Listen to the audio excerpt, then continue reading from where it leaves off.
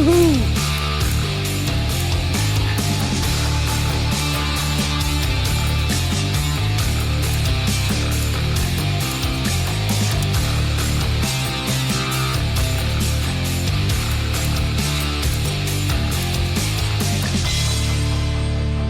Guess what? It's What? the Sackheads against tyranny. Ladies and gentlemen, boys and girls, Clint and BZ tear through the gristle of today's screaming headlines. We rip out the sinewy tendons of truth ensconced within. All from the hoary streets of Sacramento, Fornicalia, exposing the trembling toadies, the sniveling jackanapes, and the fripperous fopdoodles infesting leftist and progressive ant farms nationally. That's our job. Damn it, mister. We do it well. Right here on the SHR Media Network. By the way, I gotta say one thing.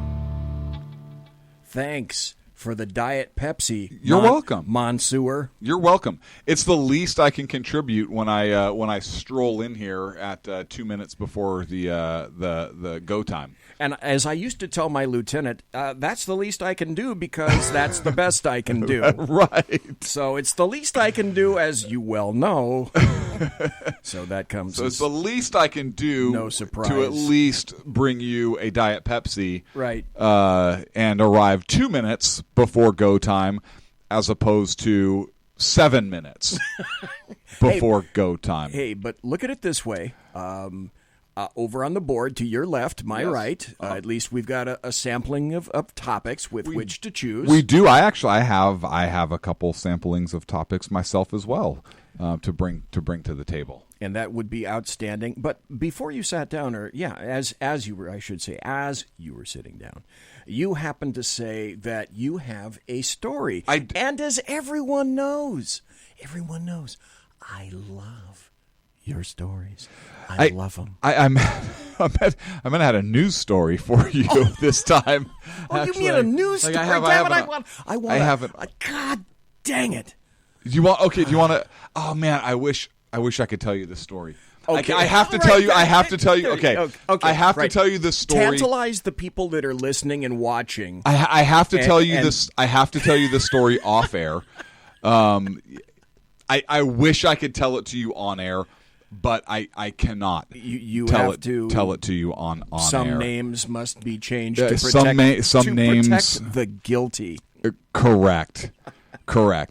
Yeah. Look. I had and I'll tell you the full story when I'm off air, BZ. But I will tell you this: I had an excellent conversation yesterday. So I was in. Is it funny? That's all I want to know. Is it at least funny? It's not humorous. It's not. No, it's not. Actually, I apologize to that. I'm going to let some folks down here. Does somebody get really hurt and injured at the expense of comedy? No, not at all. I know, but it actually was a story that gave me. I was actually very impressed with the efforts of a particular Democrat, and I can't say names right now. I'll tell you off air, but I don't want to showbiz anything. But I had a conversation with an individual. He was a former legislative member from Ohio. He was a Democrat. I didn't know he was a Democrat at from first. Ohio. From Ohio. How are you going to come in contact with a Democrat from Ohio? It's not important. I'll tell you. Okay. I'll tell you. I'm just thinking that's kind of a weird conundrum. So right his brother was the former governor of Ohio. So he was a Democrat. But he's working on a project that I was actually I don't want to showbiz it or whatever, and I don't even have with me the name of the project. But I had a conversation with him about the current discord and tone of dialogue between Americans as a whole, and particularly between the parties. And or the lack thereof, or the lack thereof. And you know what was refreshing, and maybe it's because he's not a California Democrat, maybe it's because he's not a progressive socialist, but and he actually has the freedom to speak his mind, unlike the Democrats here, because he's no longer a member, correct? But he was very disappointed in not just the direction the country's going, but in the polarization and the vitriol that's out there, and the fact that we cannot there is no civil discourse anymore. And I didn't tell him where I stood politically at all or anything like that, but it was a great dialogue that we just started talking. He probably had a good idea, though. Oh yeah, I'm sure he had a good idea. But it was interesting. It was more kind of like hey, so what project are you here working on? And I said, well, I'm working on this project, and I said, hey, how about you? And so it was one of those things where I grabbed lunch. I didn't know anybody there. I'm in a completely different town, in a galaxy far, far away, and I flew back late last night.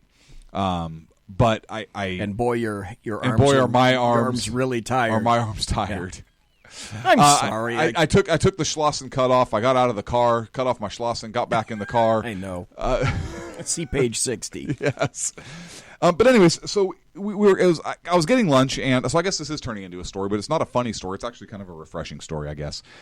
And I think wait a minute. You are telling it.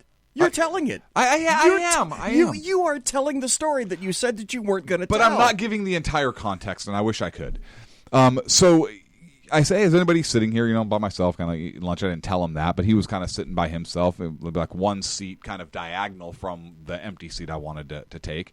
And he said, oh, please, by all means. And so I sat down, and he's kind of eyeing my credentials, and I'm kind of eyeing his credentials. I'm eyeing his credentials. Arr. And he says, so I like the cut of your jib, my man. He says, so what are you here for? Like, what are you here representing? What are you here working on? And I tell him, and kind of a little gruff, it was great, like crotchety old politician, right, who's used to having all the power and the answers. And I said, well, here's my pedigree, kind of. Here's why I know what the hell I'm talking about.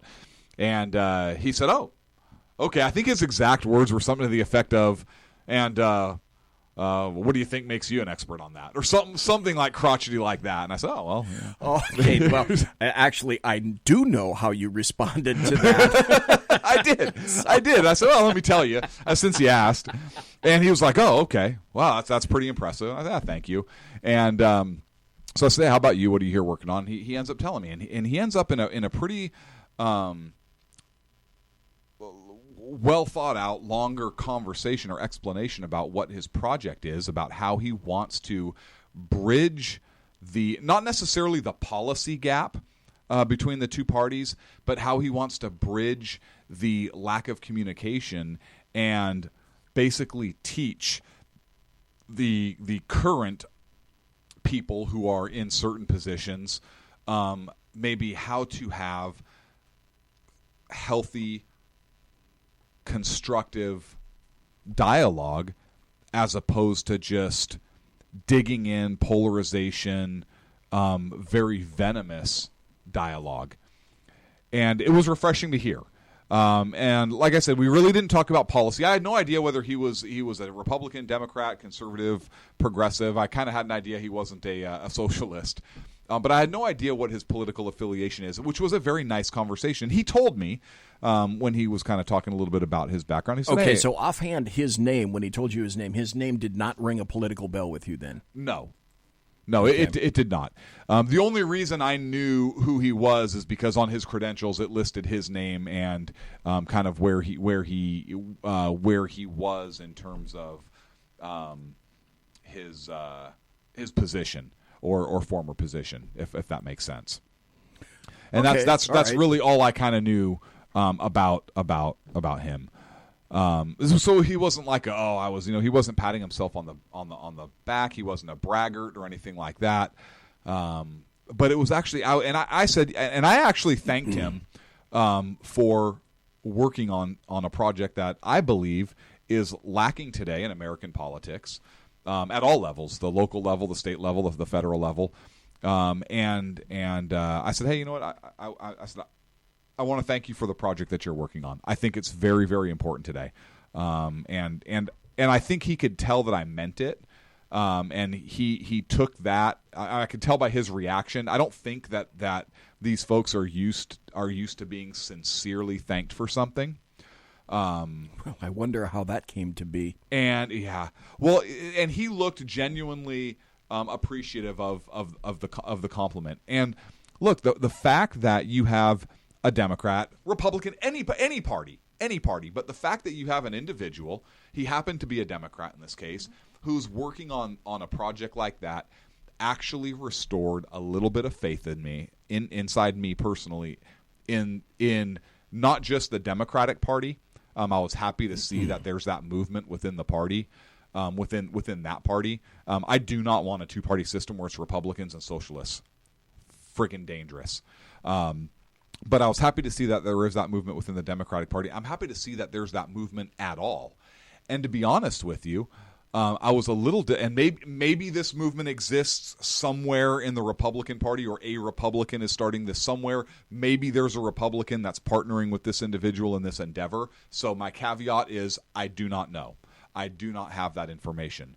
But I was very impressed by the fact that how he spoke about his disappointment in I don't want to say both parties, but in individuals within the parties, and specifically current elected members.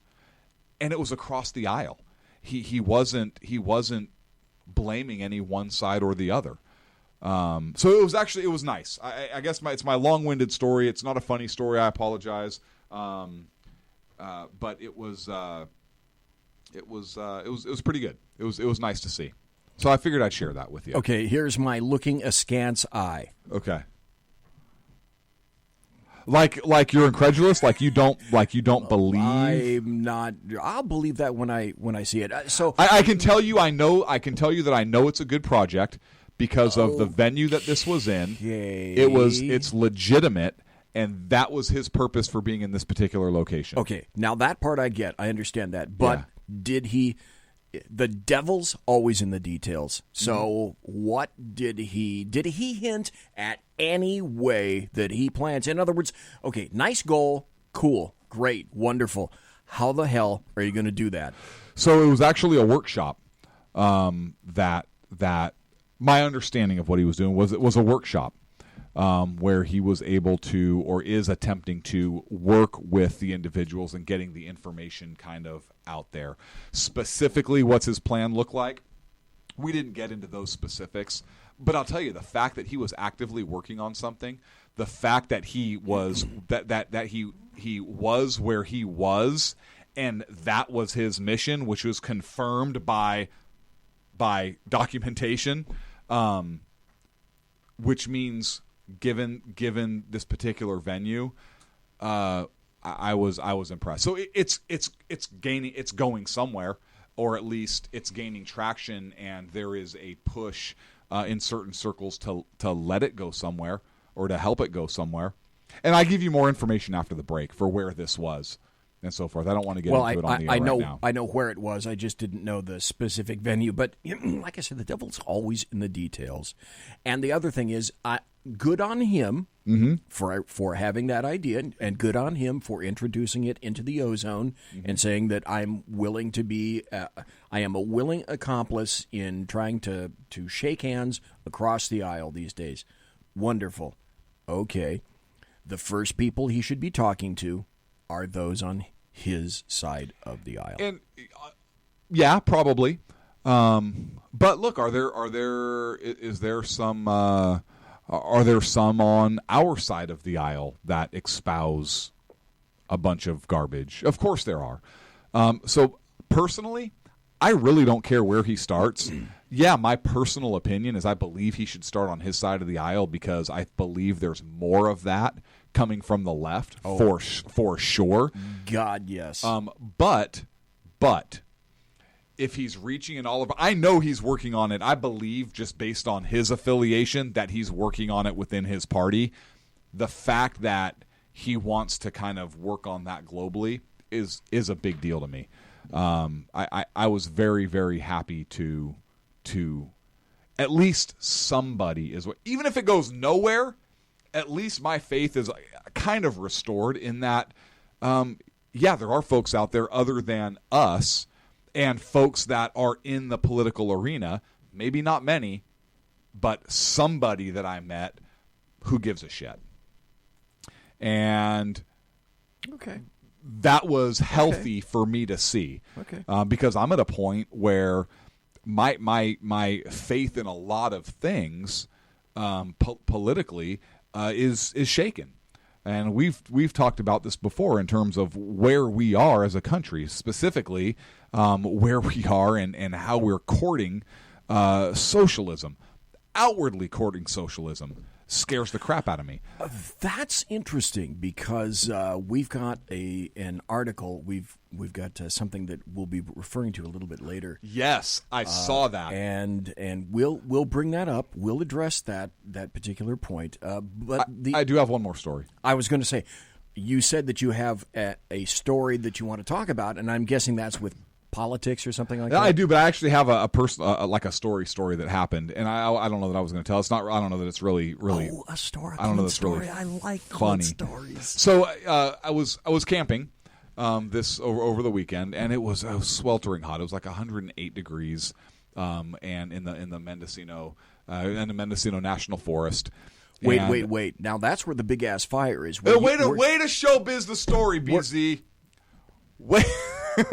Okay, no one heard that. Go ahead and continue. Okay, ladies and gentlemen of the jury, disregard the statement that you just heard from the fat fuzzball. Okay, so it was hot. It was damn hot, real hot as my shorts. And I was camping with everybody, right? The whole family, and we're on the lake. And when we got up there were some fires kind of in Northern California. Can you say what lake you were at? Yeah, I was at Lake Pillsbury. Oh, okay. Yeah, Lake Pillsbury. Okay. And I'm not sure where that is. Where is that? It's up in the Mendocino National Forest.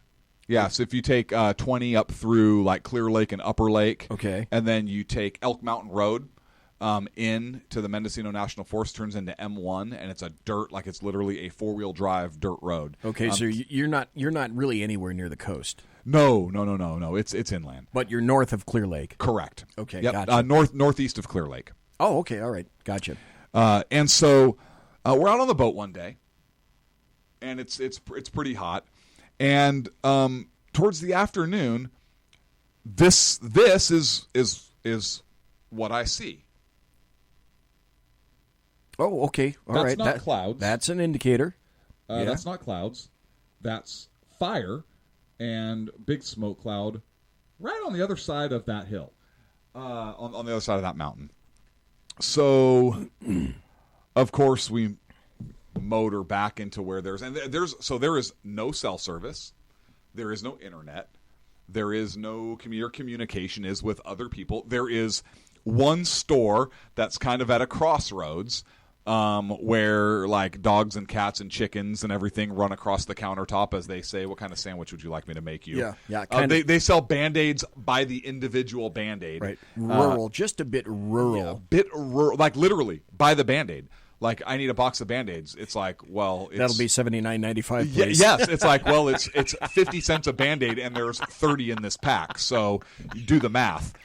Yeah, we ship our Band-Aids in from Zanzibar. Yeah, like no kidding. A bag of ice cost me $6. And that's you know how much it yes, and they have to run the electricity and they're on trucks. And that's these people knowing who I am because I go up there every year, right? with the family. So no breaks for your ass. Oh, no. I'm pretty sure they charged the college students ahead of me like $9 $12? Yeah, no, I think it was like $9 a bag. I'm not even joking right now. No, it is that kind of place. It's a place we roll up and I tell the kids, hey. I don't doubt you at all. Yeah. I really don't. They're great people. Like, I love them. They're great people. But I tell the kids, hey, don't pet any of the animals. Like, do not pet any of the animals. You don't know where they've been, son. You know where they've been, and that's the problem. Like, I know where they've been. They may not know where they've been. So, anyways, so we're trying to get information. Hey, where is what's going on? Anybody hear anything? And people are on like Nextels. Hey, Elk Mountain Road is getting closed. Elk Mountain Road is closed, and they're evacuating Potter Valley now. Now, is that anywhere near It where is. Elk Mountain where Road is you the road are? I told you about where we come in. That's M1, which means there's another way out, which Okay. is a county road, which is the same thing. It's unpaved, four-wheel drive, dirt gravel road to get out that intersects with 20 farther west than where Elk Mountain Road comes in. Okay, so closer to 101. You're not exactly boxed in. Not quite. Not yet. Yet. No. And there's one other way out, but it's like I think it's 97 miles of unmarked fire trail. Holy crap. crap. To get into Williams, out the other side of the of the national forest. And now you're talking, oh man, do we have gas? So we actually had a serious conversation about, okay, hey, so what kind of resources do we have here? Okay, we have enough water. Probably. Okay, that's good. We have some food for a couple days, but we have fishing gear. We know how to fish. There's bass in the lake. Like, we know how to fish. We can pull food if we have to. Like that's okay. Worst case scenario, we eat fish for several days. I usually have a few MREs with me and stuff. So Okay, we'll be okay. We may be a little bit hungry, but we'll be okay. We'll have enough to sustain us. And so we start having this conversation. And just a second, how many people are in the group that you're talking about? That you have to catch fish for? Like 12, 15, 20? 6. Oh, okay. You're 6. not doing bad then. No, it's 6. Well, my daughter she's a little upset. She doesn't handle this kind of stuff well. Love her to death. Well, she's probably upset because number one, she can't get cell. She was very upset she couldn't get can't cell. Get internet. She was very upset she couldn't get cell and post a picture of herself with a wildfire burning in the background to say, "OMG, it's on fire." I'm pretty sure that was one thing. Hello, Captain Obvious. But we didn't see, like, the fire wasn't coming into the bowl yet. We knew we would probably be okay. It wasn't like that fire looked close in the picture, and it was, but it's not like it was starting to burn the trees right in that specific area, right? I just came up with a photograph, and I put this on my Twitter feed. I don't know if people can see that. Let me see if I can get the. There we go. Oh, yeah.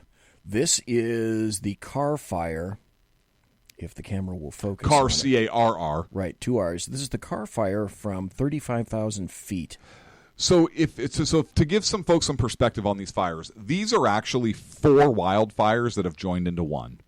It's the car fire. Forget the name of the other name of the town right up there. Where there was started. car. It was car Ferguson. Blah blah blah. And then the Eel River fire. So there were like 4 wildfires that merged that have all kind of merged into one. So like Shasta. It became the car complex now. Yeah. So it was the Mendocino complex. Now it's the car complex or something like that. It's very very large wildfire, guys. So we made the decision. This is about 7:00 at night. Yeah, we're going to leave the tents up because it's our site. It's not like we rent a campsite or anything. It's the family's. We're going to leave the tents up. We're going to break down the rest of camp, and we're going to get the hell out of there while we can before the county road closes and the basin's you're just kind of screwed. Good decision. Otherwise, we had the boat. I told Boxwine, I was like, hey, we can always just throw everything on the pontoon boat and motor out to the middle of the lake and weigh anchor and watch it burn. And my daughter starts kind of freaking out a little bit, and I go, hey, fire can't kill you twice.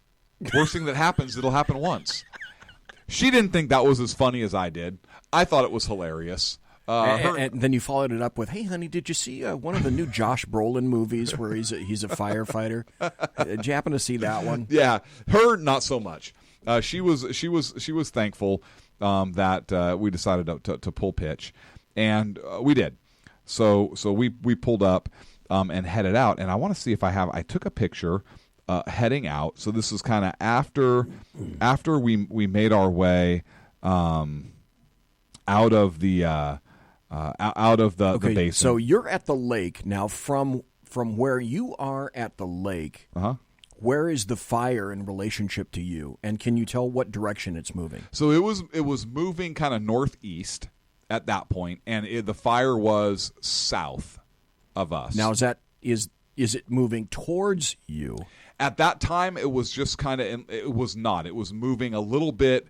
I want to say almost parallel to where we were. Okay. But the Eel River fire actually that just started up as a part of this a couple days ago. That whole area is under evacuation now. I don't know if our camp's there or not.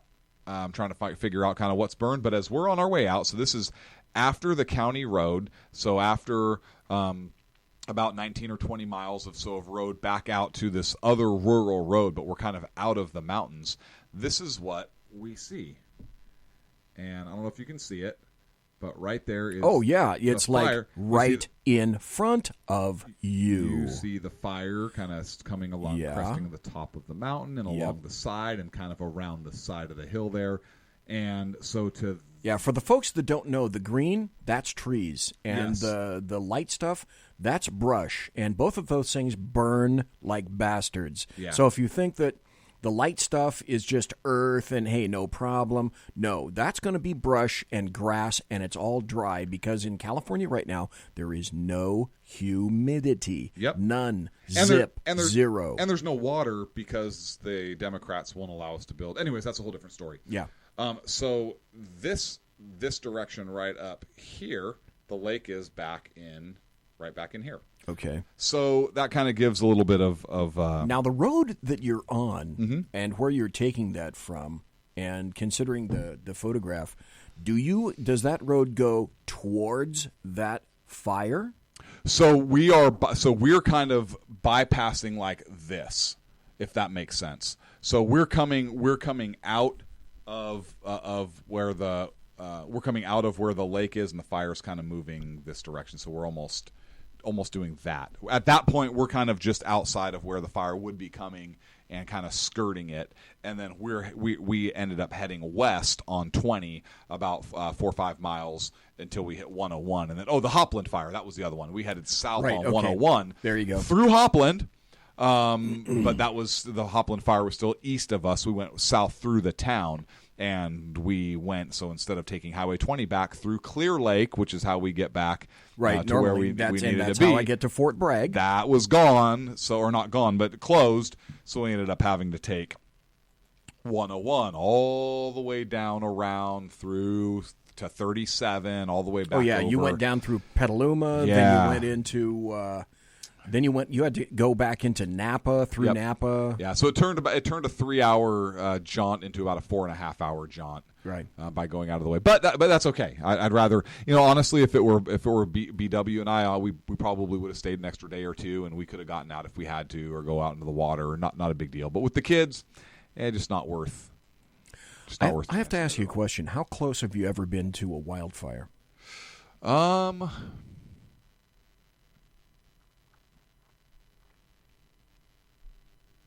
In other words, the picture where you are right now, is that as close as you've gotten?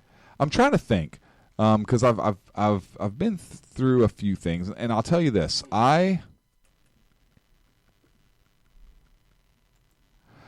that may be a wildfire that's burned like 98,000 acres, like this one, or just like a large brush fire, large wildfire. Well, any fire. I've been very close to some fires. In which trees, a bunch of trees, or a lot of combustible material is really going. Yeah, up. I've been really close to some of that on some closures and stuff. I've been close to some of those. I think this one is probably the closest I've been to one that was like 0% contained. Because this was 0% contained. But I've been close to some fires that were even maybe like 35% or 40% contained. I've been pretty close to some. It's time to take a break. When we come back, I have a news story for you. Okay, we have a news story, and then I'll tell everybody how close I happen to be in terms of a wildfire in 2015. Not like it was involving my house or anything. Okay. Yeah. Well, obviously, our family was affected by the fire, right. Santa Rosa fire. You're listening to the SHR Media Network. There we go. Hey, it's Sean from the Sackheads Radio Show, also one of the owners here at the SHR Media Network. Are you opinionated? Have you ever wanted to do your own show? Have you ever heard somebody like the Sackheads and go, yeah, I could probably do that better? Well, now's your chance. Send me a 5-minute clip at sackheadsradio@gmail.com, and maybe you can be part of the SHR broadcasting team. sackheadsradio@gmail.com.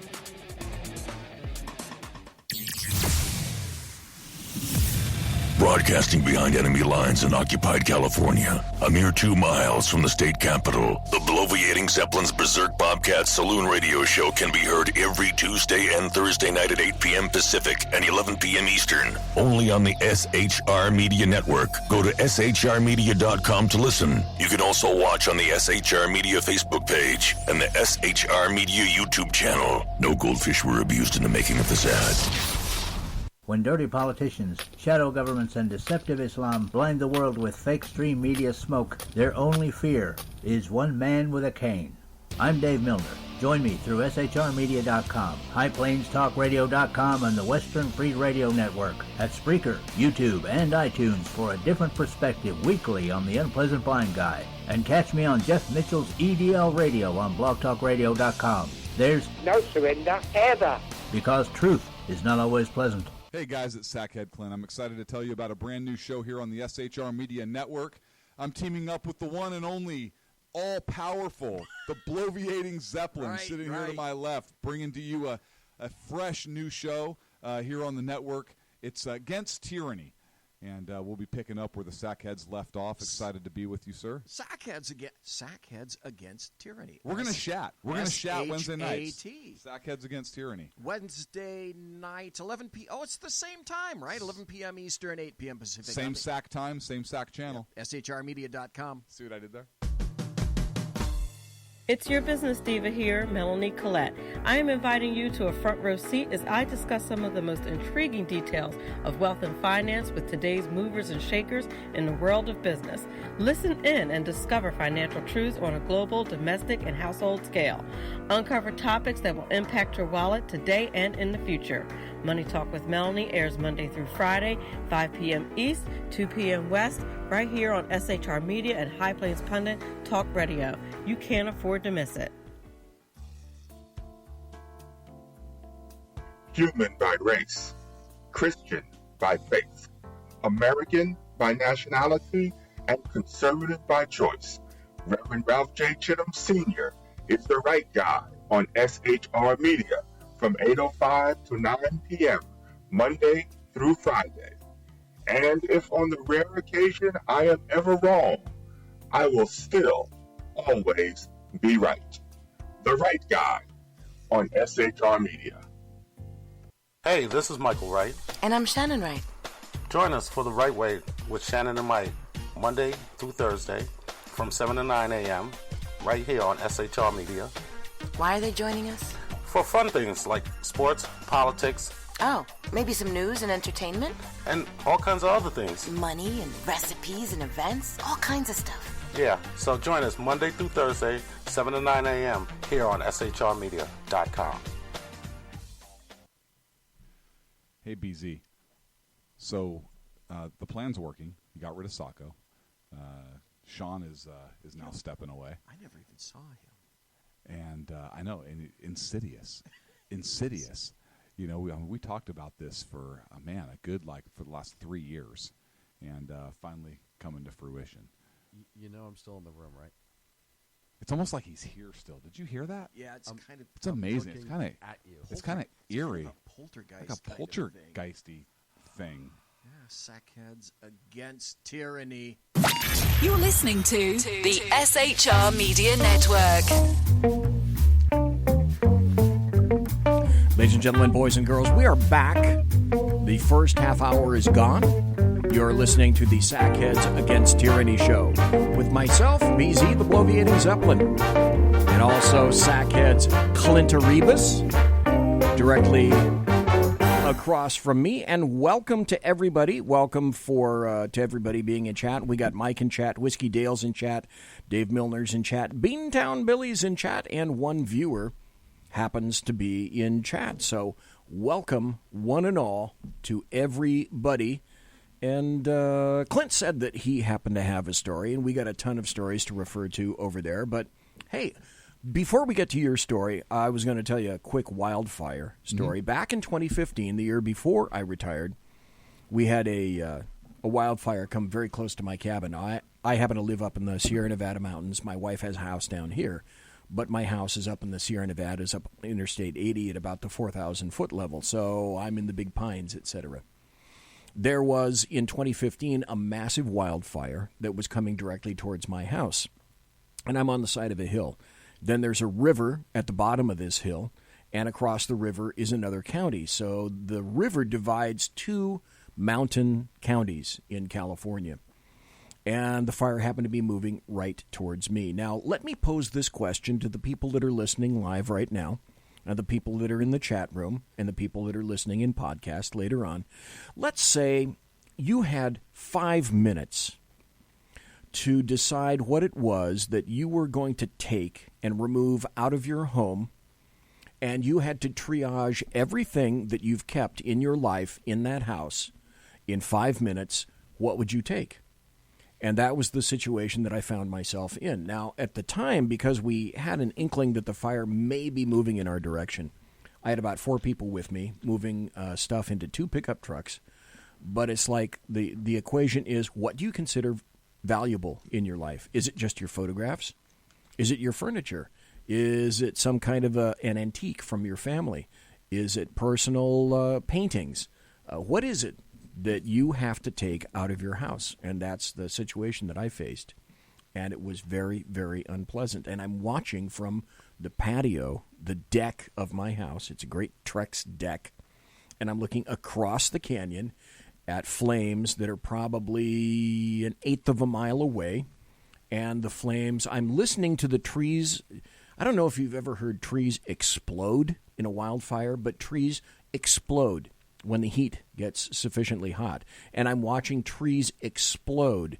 And I'm also watching, because this is very concerning, the wind varies between blowing towards me and then going sort of northeast. And after trees explode, by the way, they send a shower of sparks everywhere. Luckily, I have a metal roof, but I'm not the only person in there that has a metal roof. There are some wooden roofs left. So I'm left with watching live sparks come down onto my property and the property of other people. Now I've manicured my property. Other people around me have not.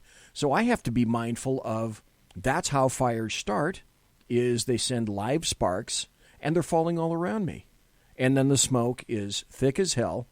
And then we finally say, we've put enough into these pickup trucks, it's just time to get the hell out. And so, by the way, the flames across the canyon were probably, 100, 150 feet in the air. And when you hear your first tree explode because of fire, I've heard an actual lion roar. It shook my lungs. But from a space of about an eighth of a mile away, a series of exploding trees are like listening to a series of lightning strikes about that far away from you. It kind of borders on deafening, and I don't know anybody that wouldn't need a change of underwear after watching and listening and experiencing through all your senses a situation like that. I've been frightened before by men, people with guns, etc. That's probably the worst fright I've ever taken. And like you found out, timing is everything. And I got out of there. Luckily, there are tankers from Auburn, the Auburn airport, which is down below me.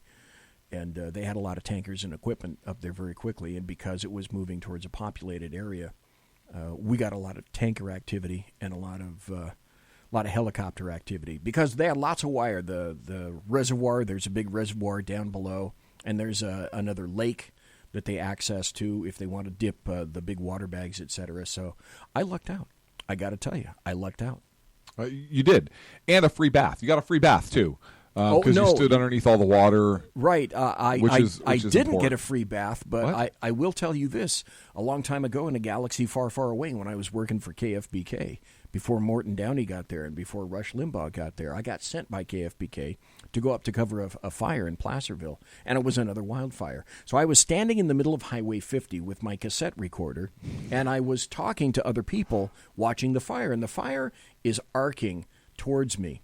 And it's about maybe a half a mile away, and I can see it on the top of some ridges.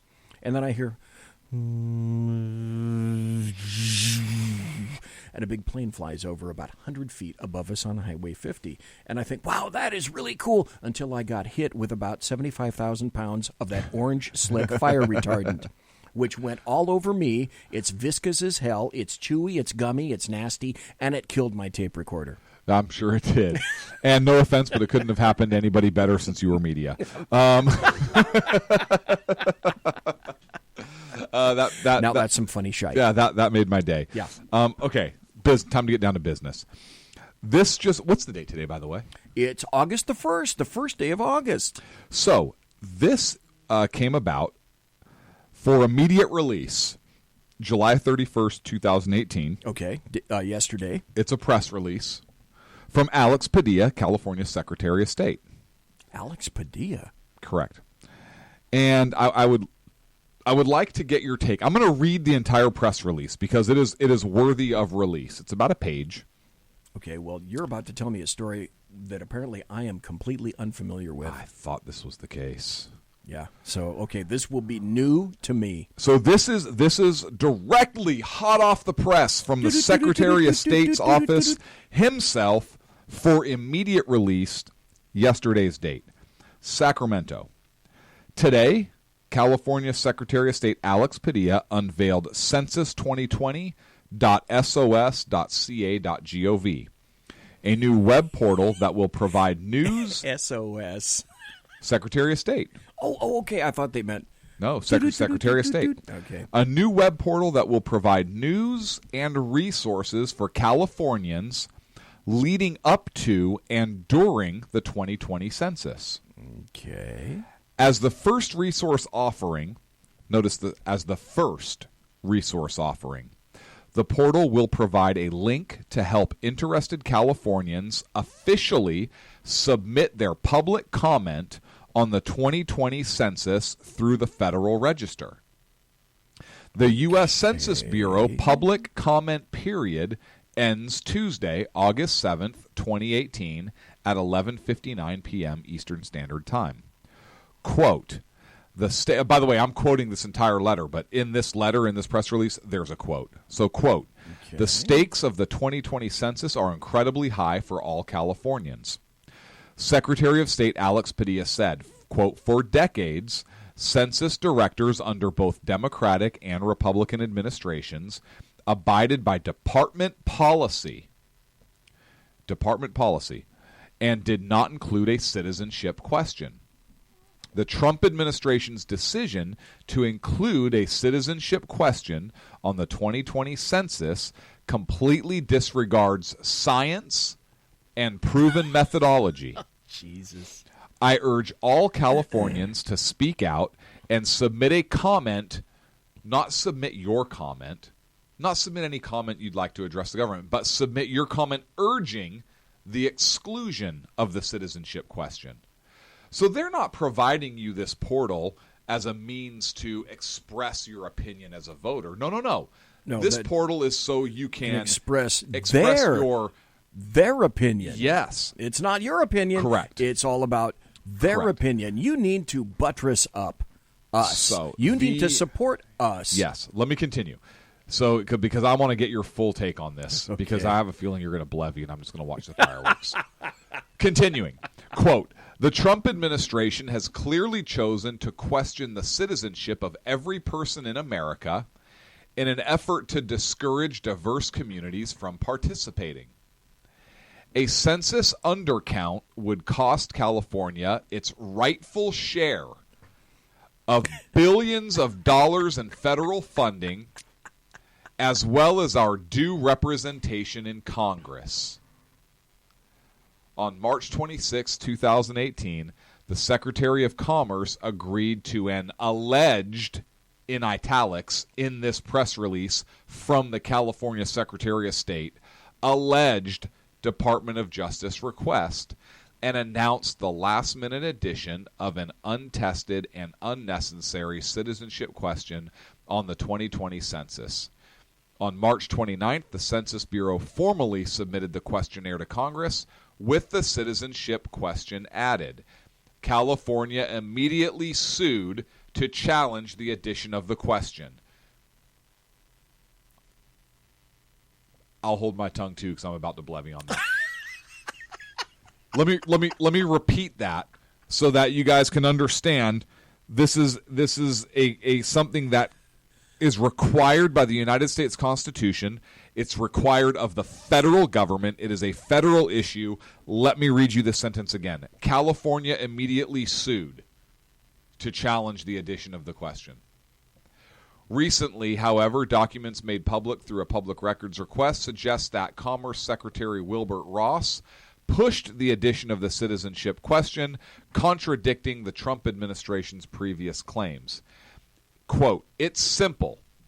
For the census to fulfill its purpose, it needs to count every person," Lieutenant Governor Gavin Newsom said. Quote, "The Trump administration's willingness to jeopardize the integrity of the census threatens democratic representation and millions in health, education, and infrastructure investment that are vital to all Californians. I commend Secretary Padilla in fighting for our state, and I urge everyone to take action by using this website." And then it ends with follow the California Secretary of State on Twitter and Facebook. Well, so you were unaware of this? I was aware of the issue, but I was not aware of California's response, although I do have to state unequivocally the response of California is to be expected. It is, but here I have my first question is this. What is the purpose of the California Secretary of State? The Secretary of State... That's a good question, and you would probably know better than I. The Secretary about of that. State has nothing to do with census. Nothing. It's voting. The Secretary of State's office deals with voting. The only thing they use census for... As opposed to the government Secretary of State has nothing to do with that. Correct, and you have to be a U.S. citizen to vote. But I do have to say this. I sensed that you would know what the California Secretary of State would have to do, but my first inclination was to say, well, maybe it's similar to the federal government, but the answer is no, it's not. It's not close to the federal government. It's not. It doesn't have anything to do with representing the interests of California. It's about, like you say, voting. Yes. The only reason they need to know census information is so that they can put... There's the correlation. So that they can put campaign materials out in whatever languages, which is required of them. That's it. That's the limited role that the census plays with the Secretary of State. And that's not Sackhead Clint saying that. That's some very, very smart people at the Secretary of State's office that will tell you that that's what their role is. I don't think they're going to go against their boss, but if you ask them, hey, what does Secretary of State's office need to know? Need to have to do with census? Oh, well, we need to know what languages to publish our election materials in because that's required by law. So that's not any analysis on my part. That's the function. But here's the kicker: Secretary of State's office has to do with voting. Right. Voting materials to go out. Correct. You have to be a citizen to vote. So why do they give a shit if there's a citizenship question? In federal elections, only federal elections, which is why... But it's still administered by the Secretary of State. Okay, but that's how San Francisco gets around, and some of the other, like Boston and whatnot, some of these other people are saying that non-citizens can vote in city elections.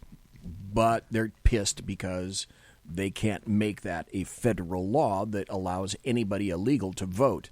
Why should anyone who is illegal, who is not an actual citizen of the United States, have any kind of input whatsoever with regard to what occurs within the borders of the United States of America? This is a sovereign nation, and we determine our future, not some son of a bitch from Mexico or Europe or any other continent. Period. Yeah. So when you say the Secretary of State, now the nexus is, yeah, they're concerned they don't give a crap about, let's count everybody. They're concerned about, oh, this is going to impact the people that vote. Yes. So I think that this is their key issue right here. And they summarize it here in paragraph 2, the last sentence of paragraph 2. And here's their whole issue. A census undercount, an undercount in their opinion, right? Mm-hmm. A census undercount would cost California its rightful share. I take umbrage with that. Yeah. Of billions of dollars in federal funding. That makes a massive presumption. So it's about dollars, and it's not the federal government's job to worry about the state of California's budget. Well, not only that, but it's not the federal government's job to pay for non-citizens. Why should the state of California get federal money, tax dollars, paid by everybody in the United States to support people who are here illegally? They are criminals by definition. They are breaking immigration law. Since they're breaking the law, they are by definition a criminal. Why are we wasting federal tax dollars on people who are here criminally? That's one issue.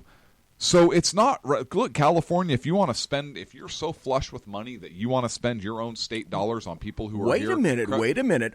Isn't it the state of California that's telling us right now that they are in fact flush with cash? Yes. Aren't they saying that they have a budget surplus these days? Yes, but this should not concern them. They have a surplus. But here's the bigger issue. They're crowing about it. Here's the bigger issue right here. As well as our due representation in Congress. What is the purpose of the census? It's to get the population into a portion representation in the House of Representatives based on census. That's why we had the 2/3 rule for slaves counting as 2/3 for purposes of census. Not as one full person. The goal was to keep the number of pro-slavery representatives down by not counting as one, so you reduce those numbers by 1/3, and by allowing some kind of representation in order to get the ratification of the Constitution by the southern states. Census is a big deal for representation. What is at stake right now in the Trump administration and in Congress? Seats. Control of the House of Representatives. Oh, well, we have another story about that, but that's another reason why the Senate. That's another reason why California, the Brexit or the Calexit people wanted to split the state into thirds. It is. But so this is my point. By the citizenship question being on there, and by the state of California, specifically Alex Padilla, Los Angeles Democrat, big with the Hispanic voting bloc, the Hispanic population. This is why they do not want this question on there. Can you imagine if the census of California has changed enough to even take away 1 or 2 seats in Congress? Where would those seats come from? Those seats would come from areas heavily populated with criminal aliens and Hispanic voters who typically vote Democrat. It will net a loss of Democratic seats, potentially, by having that citizenship question on there. And that's what the real worry is. Power and money. It's not just, yes, exactly it. Power and money. Exactly it. Money and they and spell power. it right out. Look, folks, don't take my word for it. Just go and look for Alex Padilla, California Secretary of State, press release, July 31st, 2018. The title of it is Secretary of State Alex Padilla urges Californians to submit public comment on citizenship question, launches new Census 2020 web portal. But see, this guy is using state tax dollars and resources to push an agenda. God, yes, it's California, for Christ's sake.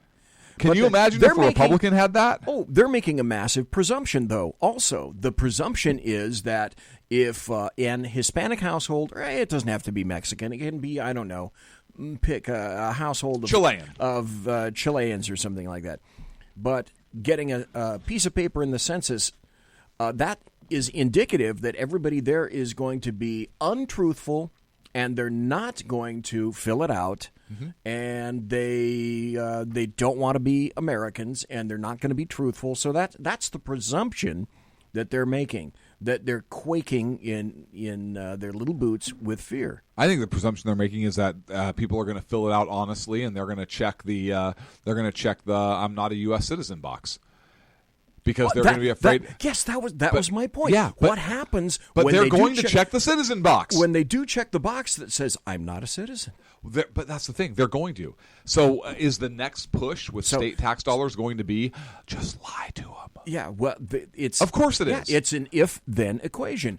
If they check that box, then that means that there are fewer number of persons that are legal in California, like you say, and that minimizes the amount of power and control that California has over its citizens. You're precisely correct with that.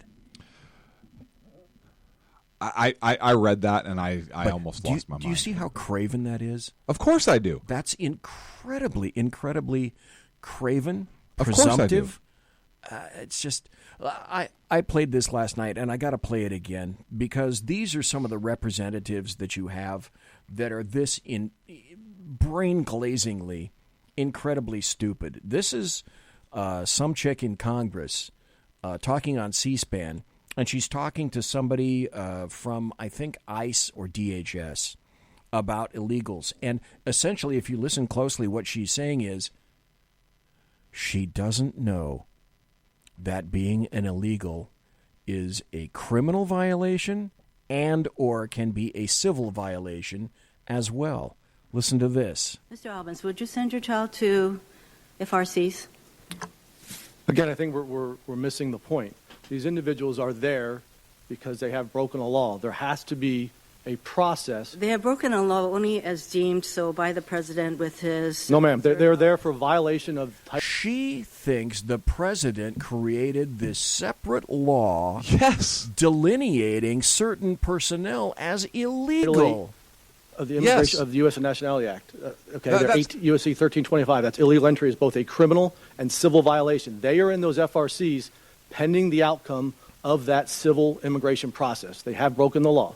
Well, these are mainly, my understanding is that under zero tolerance, these are no longer civil proceedings, but in fact were criminal proceedings. They are criminal. They were both. They were criminal proceedings when the Border Patrol prosecuted them, but at the conclusion of that process, once the individual came into ICE custody, they would go through administrative proceedings. And up until he said that, she's making mouth music to the effect that she doesn't know. And I'll wager, I'll wager she's not the only one that has no idea that this is a criminal violation of a USC, a United States Code. Yep. I believe that certain representatives in Congress are, in fact, this damn stupid. They are ill-educated in how they ever got to be elected. It's like Hank Johnson. You know, you have some people that are the Hank Johnsons of Congress. You know, they're like the Stegosaurus. The Stegosaurus had a brain the size of a walnut, and his brain in the Stegosaurus was insufficient to make his rear legs move, so he needed a ganglion of nerves in his rear legs to make his rear legs move. That's how stupid these people are. We got to take a break. Folks, you're listening to the Sackheads Against Tyranny show. Did you call them ganglions? Ganglions or ofs. People that are that stupid are called ganglions now. Ganglions, okay. Why not? This is the Sackheads Against Tyranny show with... Look over on the right if you're watching this. Look over on the right. That's Sackheads Clint. Hi, Clint. And hello. the Sackheads BZ. Hi, BZ. Hey, BZ. And, hey, we're going to go to a break right now. Okay. Go. We'll be right back. We'll be right back on a break. See you. Bye-bye. Conservative media done right. You're listening to the SHR Media Network. Hey, it's Sean from the Sackheads Radio Show, also one of the owners here at the SHR Media Network. Are you opinionated? Have you ever wanted to do your own show? Have you ever heard somebody like the Sackheads and go, yeah, I could probably do that better?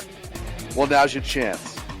Send me a 5-minute clip at sackheadsradio@gmail.com, and maybe you can be part of the SHR broadcasting team. sackheadsradio@gmail.com.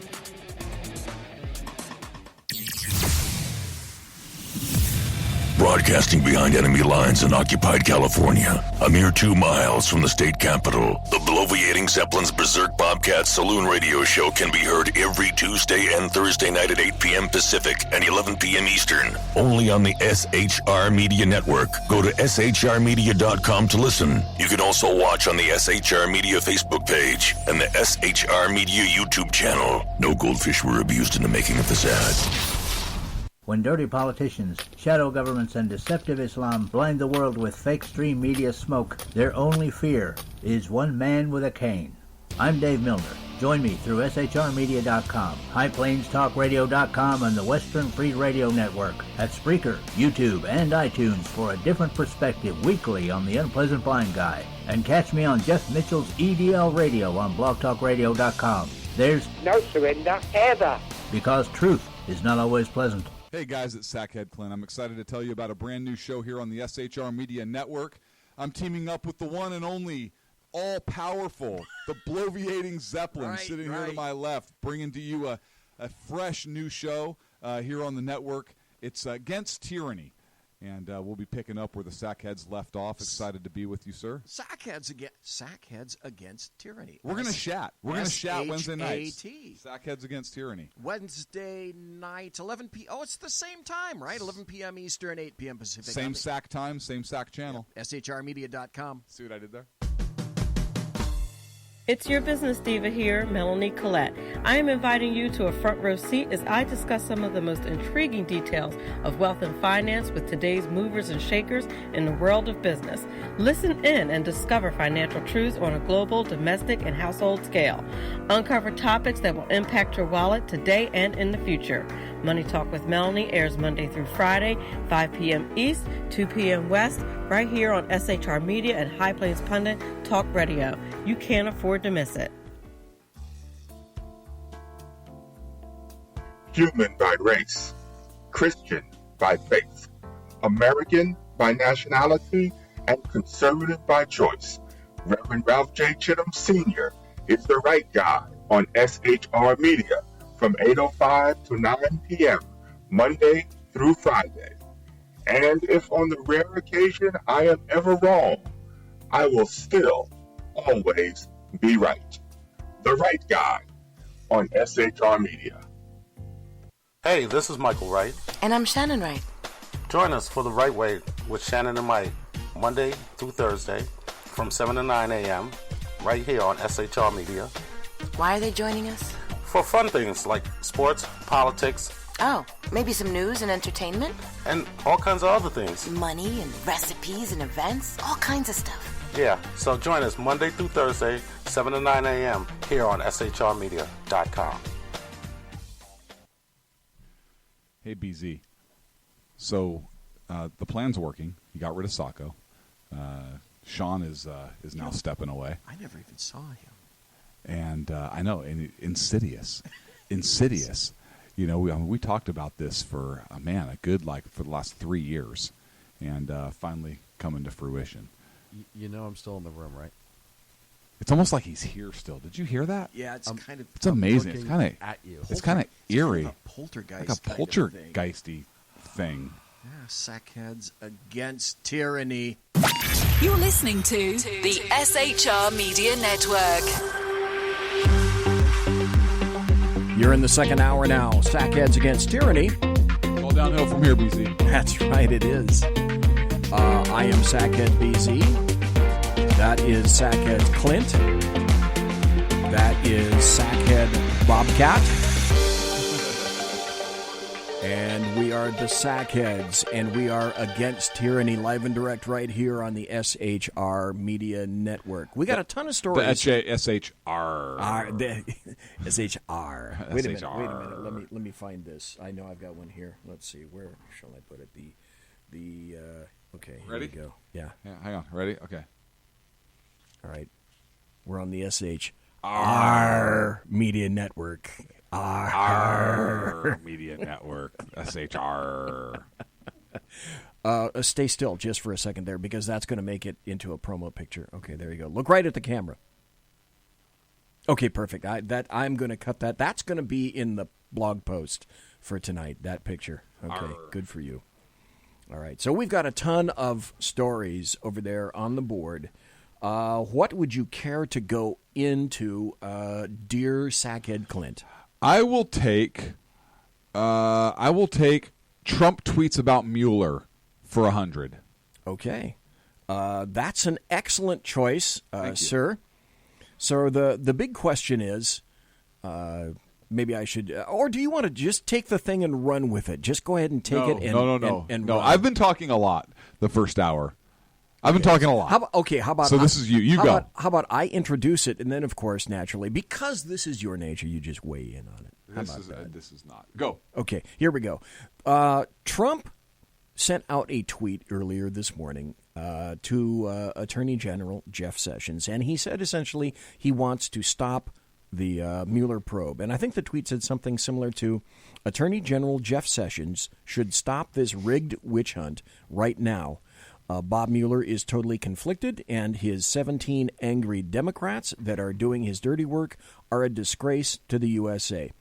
Well, having said that, what would you guess, sir, was the reaction, the Mark I, Model I reaction to that tweet? He's obstructing justice. That's right. So the big question, the overarching question is, and it's laughable, it's ludicrous. And no, that's not a rapper. It's actually ludicrous. So ludicrous speed. I know. Some people are saying that, okay, this is most def obstruction of justice. And other people are saying, hey, since when does the President of the United States lose the ability to be covered by the First Amendment? Yeah. So, I mean, can't you think of arguments both ways? So it's not obstruction because the president has the authority to shut him down. But I believe so. I believe he does. So how's it obstruction? It's not. I think the claim of obstruction is ridiculous. The president can say, I really think Jeff Sessions should shut this down. He's expressing an opinion. And even if he were to say, Jeff Sessions, I order you to shut this down because this is unconstitutional, does the President of the United States not have the legal authority to do so? I would argue that he does. Well, and look at the wording of that. Nowhere in the wording of that tweet does he specifically give any direction. There's no will or shall in there. And those are two legal words saying that you must do this because Trump has in the past communicated what has occurred or what will occur in the future through tweets. We know that. But there is no directive in there. There is no you will, you shall. Yeah. I think you should. To me, it's nothing more than this. It's the O word. It's an opinion. So if I say, and according to the left's argument, if I say, you know what, Jeff Sessions should shut Robert Mueller down. This is a ridiculous probe. There has been zero evidence. Am I guilty of obstruction? Well, you can't obstruct.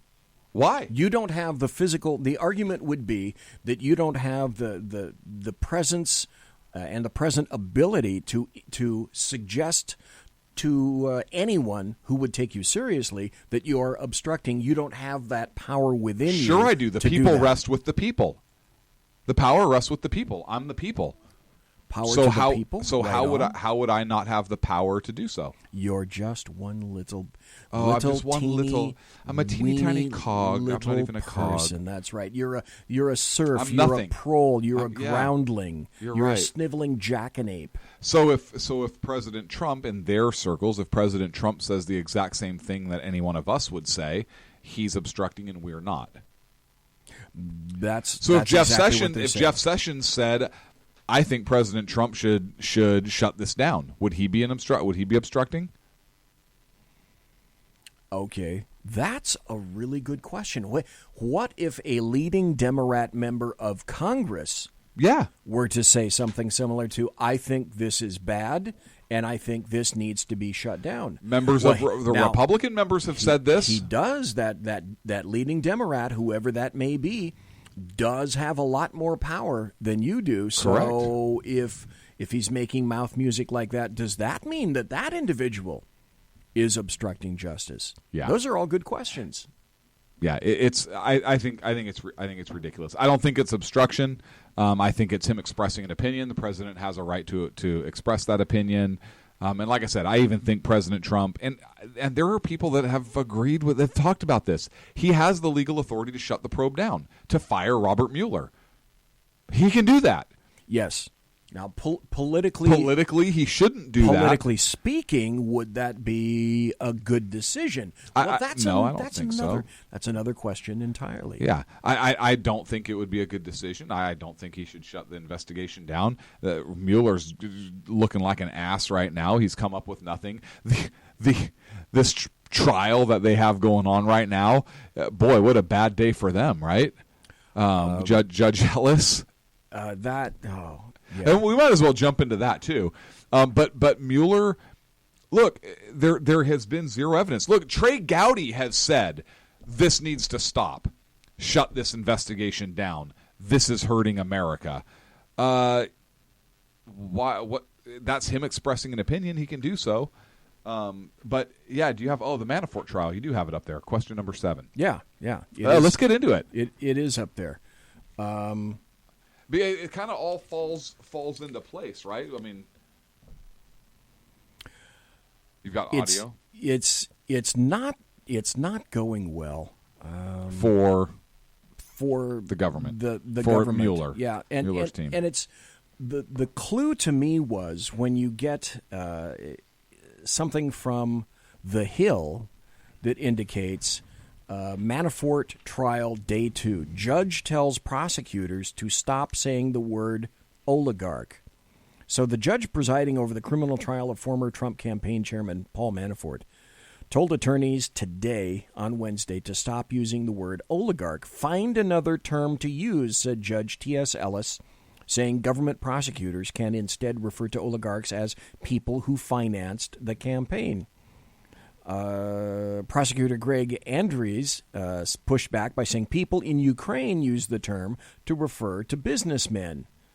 That might have been the wrong thing to say. Ellis, by the way, who was appointed by Reagan, said government attorneys can submit a brief arguing why they want to use the term. Oligarch. Oligarch. Yeah, we're not in the Ukraine, you freaking jackass. That's the exact same point. Now, to throw this out as well, if you remember, Judge T.S. Ellis is the individual that called out the Mueller investigation into Manafort in the first place and said, I believe that you're using this as nothing more than a ploy to attempt to get to Trump through Paul Manafort. You're not just trying to make him sing, you're trying to make him compose. Yes. And so the difference between that is, and having worked for the federal government, I know that that's how AUSAs work and in various districts. And there's a difference between singing and composing. Singing is essentially saying, yeah, I will rat out so-and-so and tell you the fact pattern that occurred with X, Y, and Z. Mm-hmm. When they indicate composing, that means that whoever is being squeezed by the federal government will say anything that you tell them to. Yep. And that's the difference. And this is the judge that has already said this. Mm-hmm. So this is already, it's a bad day for the prosecution. And what I'd like to do now, let's see if I have the audio for this, is Judge Napolitano, who I grandly value, weighs in on this situation. He talks about Rod Rosenstein in this audio cut, and what he's going to say essentially is that, you know what? Rod Rosenstein is the exact guy who exonerated Paul Manafort 8 years ago, because this incident that one of the things that he's being prosecuted in this trial occurred in 2005. And apparently he's already been exonerated. It wasn't a big deal then. Now it happens to be a fairly big deal. Loses this case, is the Russia probe in trouble? The White House says it has nothing to do with the Russia collusion, and the president's attorney, Rudy Giuliani, is calling it illegitimate. Here to sort it all out, we have Fox News senior judicial analyst Judge Andrew Napolitano. You were surprised the judge I was shocked. made that comment, huh? Judges have an unwritten rule not to interrupt opening and closing statements unless something so wrong is being said that it's going to infect the trial. But this judge is not keen on the government's case. This is the federal judge who basically said to the prosecutors in the courtroom, Bob Mueller has sent you here to squeeze this guy, points at Paul Manafort, to get information out of him that will help indict, charge, embarrass, or impeach the President of the United States, and I don't want to be part of it. And then they persuaded him that it was a legitimate case, and that's why the case is going forward. So there's two arguments here. Okay. One is the judge is right. The only reason they are prosecuting Paul Manafort is because they want him 2 trials. So, Sackheads Clint, do you think the judge is right? I waited until you were taking a swig of Pepsi before I asked you that question. Yes, you did. Thank you very much. Yes, I do. I do, too. I completely believe that he is very, very correct. And for one time, we see and hear an honest judge. 2 months in solitary confinement. They're imposing about the most legal pressure they can possibly put on an innocent person. They want him to... Okay, let me stop right there about that 2 months in solitary confinement. There is solitary confinement in custodial situations, and there is also what is called ADSEG.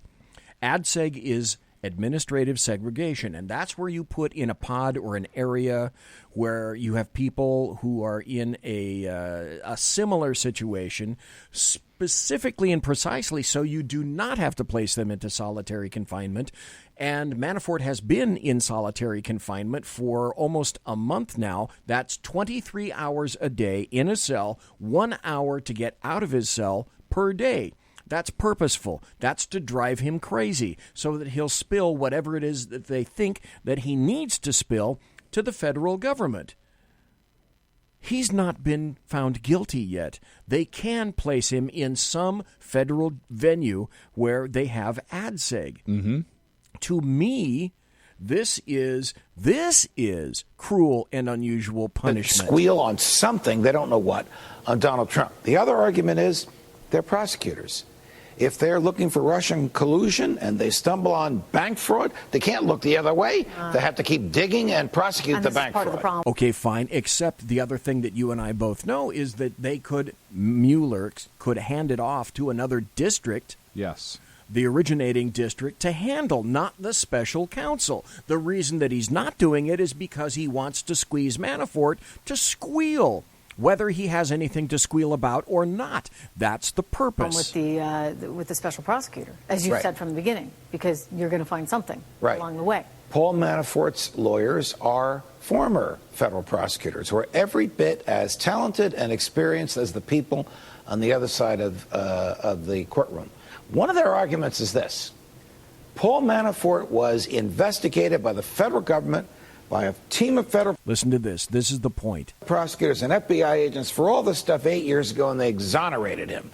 And who was the young prosecutor that led that exoneration? Wait for it. Rod Rosenstein, who now runs the Justice Department. And they have threatened to call Deputy Attorney General Rosenstein as their first witness and have him give to the jury all the reasons why he declined the prosecution of these charges 8 years ago. Would that not be grand as hell? And they Clint? should. Holy crap. Yes, and they should. Why would they not call the man who exonerated him for the same stuff he's being tried for now? You know, the other thing about this case that I thought was absolutely ridiculous is the fact that the prosecution supposedly was showing photographs of his closet and all his expensive suits, and that's a point to prejudice. That's a terribly obvious. You know, a 5-year-old could see. Well, I wonder why they're. Oh yeah, I get. Okay, I know where they're doing it. Yes, yeah. So I think it's. Oh, that brings me. Do you remember the other line that came out of the trial today that T.S. Ellis told the prosecutors? It's not a crime. It's not a crime to be rich, or it's not a crime to spend money, or to flaunt your wealth, or whatever. I forget the exact quote, but no, the exact quote was, "It's not a crime to be rich." Yeah, and that's exactly what the prosecutors are attempting to portray, because that it is otherwise. Yeah, because I'm curious what the jury mix is, right?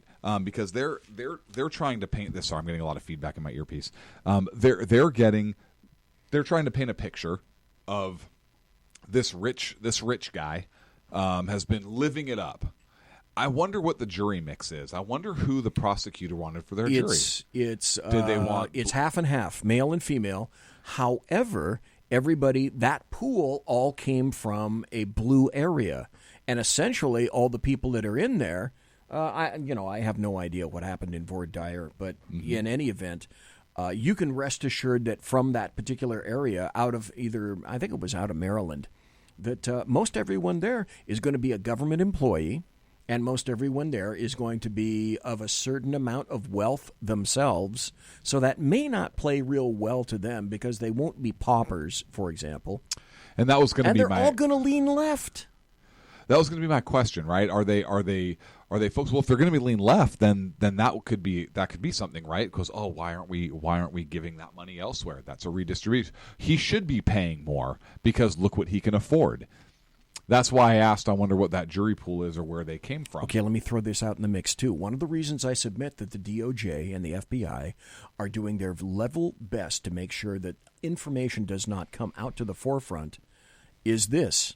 If it's discovered that they acquired the FISA warrant improperly, and let's say that, and this is another issue, Devin Nunes has said quite frankly, specifically today on Tucker Carlson Tonight, that he believes that President Trump should remove all the redactions and make that FISA warrant, declassify it so that everybody can see what is in the FISA warrant and that it's predicated mostly upon crap. Now, if it's another if-then equation, if they do it, then during these trials, what do you have to prosecute Manafort for? What do you have to prosecute Flynn for? Papadopoulos, who's already copped various guilty pleas? You can go back. If this is revealed, you can go back and say, look, fruit of the poisonous tree doctrine, all this crap was gathered illegally. So now you have a pretty good idea why it is that these people are fighting tooth and nail to ensure that this information does not come to the light of day. It sinks everything. That is the foundation of everything that they're building right now. You remove that foundation and all these charges go nowhere. The 12 Russians that they indicted, that's a poo-butt indictment. All those Russians are in Russia. And they know they're not going to go get them. And they're never coming back here. So they're not going to go get them in Russia. All the leftists are saying, we indicted 12 Ruskies. Right, and they'll never be back. Putin's not going to let him back. The American government's not going to go get him. No. Yeah, come on. It's a joke. But it plays well in the media. Napolitano does have a few more things to say. Do you think they have gotten anything from him? Has Mueller's team gotten what they wanted or needed or hoped to find from Paul Manafort? Absolutely. Anything at all? Absolutely not. In fact, on the steps of the courthouse this morning, after jury selection, this afternoon actually, and before these opening statements, Manafort's lawyer turned to the press and said, all deals are off. We will not settle anything. We won't give them anything. We're rolling the dice with the jury. Mm-hmm. I mean, collusion is one thing. By the way, collusion is... You're smiling. That's kind of a hell of a statement to make. What are you thinking, Sir Clint? A couple things. Number one, collusion is not a crime. No, correct. We've been through that. There's no such criminal statute as collusion. No. And that has to do with business, not campaign. Anyways, look, the fact that so how pissed off is Manafort's lawyer, right? And how confident is he? For a lawyer to come out saying all deals are off, we're rolling the dice with the jury. That's, as you well know, that's a massive statement. Oh yeah, in and of itself. Yes, right there. Yes, huge statement. And the fact that he's a former federal prosecutor. He knows the game. He knows the federal court system. You bet. He knows everything. He's seeing the way this judge is ruling. He's seeing the jury's reaction. He's looking at the government's case. He knows he's got Rod Rosenstein in his pocket. How Mueller doesn't look at this and say, we've got a loser. Look, federal prosecutors don't bring cases unless they know they can win them, right? Well, here's a statistic that I know, but I happen to know is still true. Yeah. The federal prosecuting system has a conviction rate of about anywhere from 95 to 97%. And the reason for that is very clear when you know the system. That is to say, the AUSAs will not take cases unless they are essentially guaranteed of a win, because each and every AUSA eventually, sooner or later, they want judgeships. They want to be a federal judge, which is an appointment for life. But here's the question. They BC. politically can't afford to take but a here's dog. The question. But this is a special counsel case, correct? Right. So but is this Mueller has a reputation. He has a reputation of a terrier, and somebody is going to go down under his watch. And I don't quite think that he cares who. You think somebody on his team is going to go down under his watch? No, I think his point was, even if he doesn't find a thing, he's going to find something. And he's found some things. But as I stated before, these are crimes that he's found of process. Correct. Nothing more. Crimes of process. And they're still crimes. Right. Look, how many have you ever prosecuted a crime of process? Process to be prosecuted by somebody else. That doesn't fall under his jurisdiction. I agree. But nobody has the testicles or the huevos to say, no, today that's not your jurisdiction. You need to go back and do what we originally appointed you for. Yeah, but he's going to come out and say, oh, well, we prosecuted these people. We can't help what a jury says. We had the probable cause to bring this case forward. But my point is, his prosecutorial team, they don't work for the DOJ currently, correct? So they're not really... They're an adjunct counsel. Exactly. And that's kind of my... But they do answer to Rosenstein. But they're adjunct. Yes, but Rosenstein is still in charge, not Sessions, because Sessions is recused stupid himself. Yeah. On his second day. What a moron. Anyway, he's an idiot. He's an idiot. I'm surprised he's still there. I am too. I really am. There must be something that I don't think he has anything on Trump. I think that he just... You think Trump just figures he can't remove him because... do you think Trump knew he was going to recuse himself and he's okay with it? No, because if you recall earlier, after that occurred, Trump went 210 over 190 when he heard that. And the big problem was, why was it that Jeff Sessions wasn't... I value two things, honesty and clarity. Why wasn't Jeff Sessions honest and clear from the very get-go and tell the president, when considered to be appointed, I am going to recuse myself from what is going to be the biggest issue of your entire first 4 years? Yeah. I'm going to make myself, pretty much worthless. Oh, by the way, appoint me. He knew that, but as far as I can tell, he did not portray that information to Donald Trump. And that's an issue. That's a big, huge, that's a massive issue. We're up against a break. I would like to play the rest of this. Maybe I'll play some of this when we come back. Oh, we can go to break a couple minutes late. You want to? Because I think there's about 2 minutes. Yeah, we'll go a couple minutes left in this with Napolitano. So let's continue with Judge Andrew Napolitano. Is a really bad word, right? Collusion The term itself doesn't make. I am so happy you said that. I read a column every Thursday, FoxNews.com and elsewhere, and my column this week is that collusion is a Hollywood and a media term. The crime is conspiracy, an agreement to commit a crime, whether or not you actually commit it. So for Rudy Giuliani to say there's no such crime as collusion, he's right, but that's the wrong word. Hey, can I ask you about this one? Because the collusion argument from the left is that somehow because Don Jr. had this meeting with the Russian lawyer, that somehow that is, quote unquote, proof of that term that you're not wild about, collusion. But at the same time, Judge, you had Hillary's camp going all the way to Russia on foreign soil, paying for intel to dig up dirt on Donald Trump. I mean, if one is collusion, why isn't the other? Well, again, it's conspiracy, not collusion. Yeah. But I have been complaining for 18 months now about the Justice Department's looking the other way over the many crimes of Hillary Clinton. They are not bound by Jim Comey's statement that she's not going to be prosecuted. No, they're not. They're not not at all. bound by any decision by Loretta Lynch not to prosecute her, but they don't want to go near it. Yeah. All right. Judge, good to see you. It's a pleasure, Trish. So anyway, that's so from why Judge... don't they want to go near it? It's because the defense is going to say, well, look, the last administration, they looked at this and they didn't want to prosecute it, but now it's political. Well, and it's what I've said. It's BZ's DC axiom. You never want to go after your predecessors because your followers will go after you. Mm-hmm. And I honestly, I really don't think it's any more complicated than that. Folks, we're going to take a break and be right back to the final segment. And you're listening to the Sackheads Against Tyranny, live and direct right here on the SHR Media Network. Conservative media done right. You're listening to the SHR Media Network. Hey, it's Sean from the Sackheads Radio Show. Also one of the owners here at the SHR Media Network. Are you opinionated? Have you ever wanted to do your own show? Have you ever heard somebody like the Sackheads and go, yeah, I could probably do that better? Well, now's your chance. Send me a 5-minute clip at sackheadsradio@gmail.com, and maybe you can be part of the SHR broadcasting team. sackheadsradio@gmail.com.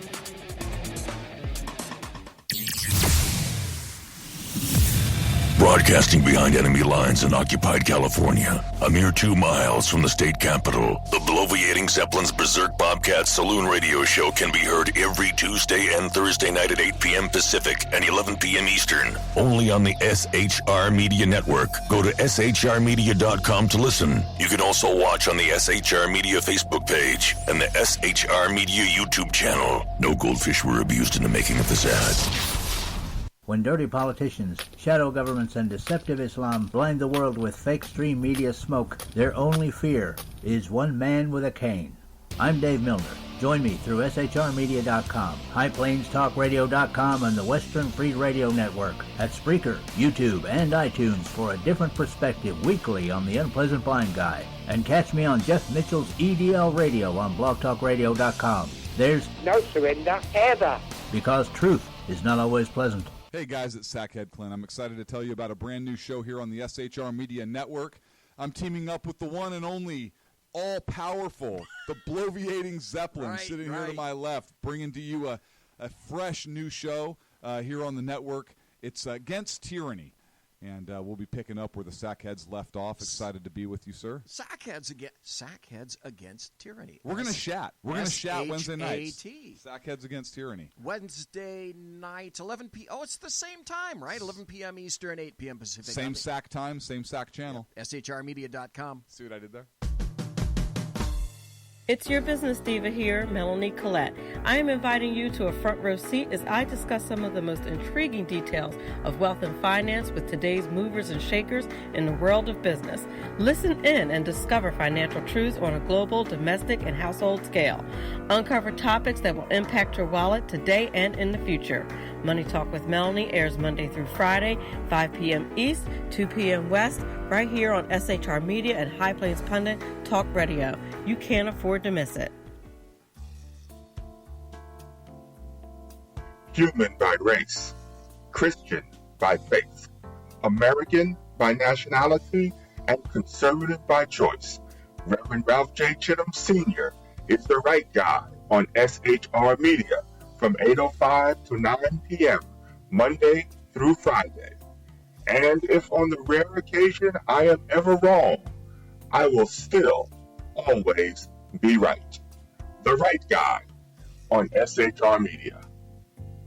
Hey, this is Michael Wright. And I'm Shannon Wright. Join us for The Right Way with Shannon and Mike, Monday through Thursday from 7 to 9 a.m. right here on SHR Media. Why are they joining us? For fun things like sports, politics. Oh, maybe some news and entertainment? And all kinds of other things. Money and recipes and events, all kinds of stuff. Yeah, so join us Monday through Thursday, 7 to 9 a.m. here on shrmedia.com. Hey, BZ. So the plan's working. You got rid of Sacco. Sean is now stepping away. I never even saw him. And I know, and insidious. You know, we talked about this for for the last 3 years, and finally coming to fruition. You know I'm still in the room, right? It's almost like he's here still. Did you hear that? Yeah, it's kind of. It's amazing. It's looking kind of at you. It's kind of eerie. Kind of a poltergeist. Like a kind of poltergeisty thing. Yeah, Sackheads against tyranny. You're listening to the SHR Media Network. Folks, this is it. This is the final 25. The last 25 minutes. 2 hours of greatness when you listen to the Sackheads Against Tyranny show on the SHR Media Network with myself, the Bloviating Zeppelin, and with Sackheads Clint. It's 23.5. Here in the studio. I found this kind of... Yeah, It's 23.5. Left? Yeah. Oh, okay. Well, maybe that went a little long. Was that it? Did it just, it's like Brett Favre saying to somebody, go long. It's 23. Okay. And falling, so to speak. Here's an interesting observation, an interesting article. Donald John Trump was making noise like, I need to shut down, and I'm seriously considering shutting down the government if I don't get funding to build the wall, knowing full well that that's pretty much the number one job that he was elected behind. People said build the wall. He said build the wall. And he wants to build the wall, and he has to get it funded because he's a very rich guy, but he doesn't want to throw all his money at the wall. Why not let the federal government pay for it? So, it's securing their border, they should pay for it. Well, yes, because it happens to be, it comes under the federal venue. So, after that, of course, you could hear all the GOP sphincters clench shut, and then the Democrats, the LDAM, the leftist Democrats and American media maggots all said, shut down the government, that's heresy, you're advocating something terrible. And even, of course, the GOP, Mitch McConnell and Paul Ryan came in singing unison and said, well, we can't really consider that. Well, guess what? Once again, he played the crap. He proffered another Trump head fake, and the rest of the politicians decided that they were going to scramble and get in line. So in the midst of his Trump's shutdown not up for re-election threat, for a couple of years. Yeah, in the midst of his shutdown threat, now Congress is making what they consider to be big strides to defuse his shutdown threat. And they worked to pass as many spending bills as possible before next month's deadline, so most of the government will remain open no matter what Mr. Trump demands on border security. So he played him. He played NATO. He said, hey, you need to get in line. You need to pay more money. And they started to pay more money. And during the session in which he shamed the crap out of Germany and said, well, you're buying all your gas from Russia, and you're dependent on Russia, and you want me to continue funding you when you're slapping me in the face by buying gas from Russia? What you ought to be doing is purchasing CNG from the United States. And then they decide that they're going to come up, and Juncker from the EU said, oh, well, yeah, maybe purchasing American CNG, that's not a bad idea. Did it with North Korea, Rocket Man, et cetera, threats. We're going to erupt in a nuclear conflagration, and then you find the little dude becoming rather conciliatory. And today in Honolulu, we got a number of the remains back from our Korean War soldiers. I think 55, correct? Who fought and died there. Yep. So basically, President Trump pulled an end around on Congress once again. They don't see him coming. He lights up the American media maggots with his tweets. I'm convinced now that is completely purposeful. There's a lot more to this cat than people give him credit. And what they hate about him is everything personal. I'm convinced now. Oh, it is. And I want you to weigh in on this. I don't think it has anything to do with results or anything like that. It's obvious the not, only right? objection that anybody in D.C. has to him is they just don't like his style. Look, that's clear because if you look at the results, You cannot argue the results. What their growth is at what 4.1, 4.2. Oh, that's not sustainable. Well, yeah. Everybody What did crying. Barack? I wish I had Barack Obama's quote. What did he say when they were talking about how are you going to achieve that? Everyone else say what we're going to grow 3-4%. Well, how are you? My question is, how are you going to achieve that? And you know what? There is no answer or silence or whatever he said. Yeah.